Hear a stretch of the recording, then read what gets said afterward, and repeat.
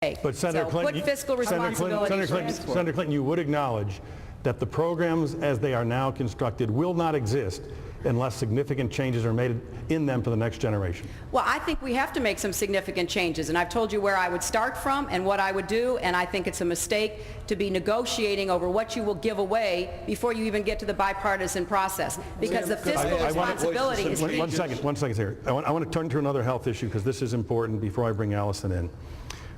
Over 400,000 Americans have premature deaths due to smoking or secondhand smoke. Senator Clinton, would you be in favor of a national law to ban smoking in all public places? Well, we banned it in New York City, and people thought it would be a terrible idea, and everyone was really upset about it. And actually, business at a lot of establishments like restaurants and other places increased because many people felt more comfortable going when there was no smoking. I think that we should be moving toward a bill that I have supported to regulate tobacco through the FDA. And once it has those health warnings and once the FDA can regulate it, I think that will give a lot of support to local communities to make these what are essentially zoning decisions, and I fully support that. But you're not in favor of a national law to ban smoking in public places? Not at this point. I think we're making progress at the local level. Senator Obama, a national law to ban smoking in all public places? I think that local communities are making enormous strides, and I think they're doing the right thing on this. If it turns out that we're not seeing enough progress at the local level, then I would favor a national law. I don't think we've seen the local laws play themselves out entirely, because I think you're seeing an enormous amount of progress in Chicago, in New York, in other major cities around the country, because I think we have been treating this as a public health problem and educating the public on the dangers of secondhand smoke. That pressure will continue. As I said, if we can't provide these kinds of protections at the local level, which would be my preference, I would be supportive of a national law. Have you been successful in stopping smoking? I have. The best cure is my wife. Is there anybody here who's in favor of a national law? I would ban, yes. I would ban in all public places. Nationally. And one other point I want to make on this. 3,000 kids start smoking every day in this country. Okay, so Biden, Dodd, Richardson. I did it in New Mexico. National law. Kucinich and Gravel. Wait a minute, I've been breathing in a lot of secondhand smoke here tonight. You bet I'll go for a national law. All right. So Biden, Dodd, Richardson, Gravel, and Kucinich in favor of a national law. Allison, you're up. Wait. And Edwards. And Edwards.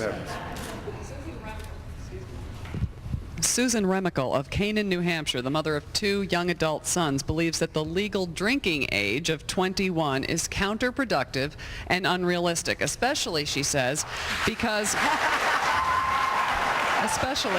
we trust people of this age to make life and death decisions in our military. Would you as president remove the requirement that a state have a legal drinking age of 21 in order to receive federal highway funds, thereby returning the drinking age back to the states? Senator Biden. Absolutely no, I would not. You've got to calculate the cost here.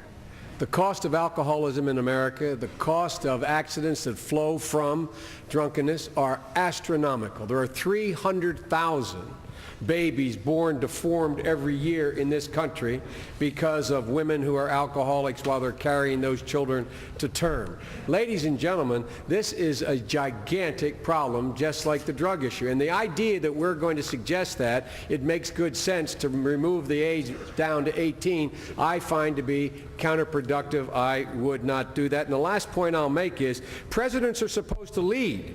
How do you go out and negotiate, use health care and the Social Security system as a negotiating tool to deal with the federal deficit? You're supposed to lead. You lay out what you want to do. You're not negotiating with yourself. You're negotiating to protect the system. And you can't use the system as a negotiating tool to get to a balanced budget any more than you can turn around and suggest that somehow lowering the drinking age to 18 is going to make anything better in America. Anything. I'd like to hear from a few more of you on this. If you could keep it to 30 seconds, Senator Dodd. No, I agree with Joe on this. Look, the problems associated with alcohol are significant in our country.